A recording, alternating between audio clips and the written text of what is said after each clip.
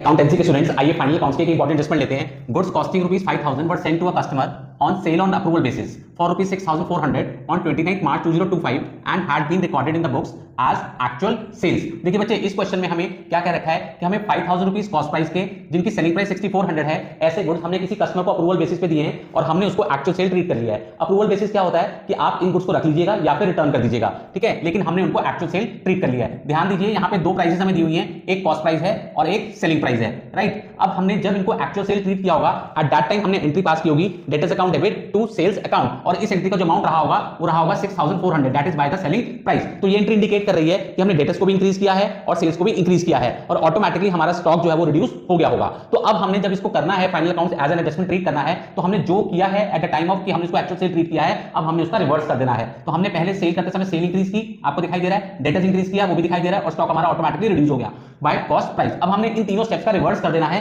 Mean sales को आप minus कर देंगे, डिक्रीज कर देंगे by selling price. Selling price यहां पर 6,400 रुपीज है, आप जो डेटर्स हैं इसको भी आप डिक्रीज कर देंगे बाय सेलिंग प्राइस 6,400 रुपीज से, और क्लोजिंग स्टॉक जो कि दो जगह आता है, ट्रेडिंग अकाउंट के क्रेडिट साइड में और बैलेंस शीट के एसेट साइड में, दोनों जगह आप क्लोजिंग स्टॉक को कॉस्ट प्राइस से आप इंक्रीज कर देंगे, क्योंकि अब आपका कॉस्ट स्टॉक जो है वो इंक्रीज हो जाने वाला है, क्योंकि आपको गुड्स वाले वापस आ गए हैं, राइट। इसी तरीके की और इंपॉर्टेंट एडजस्टमेंट्स के लिए फॉलो कीजिए हर्ष सर एंजल्स क्लासेस। सीधी बात, नो बकवास।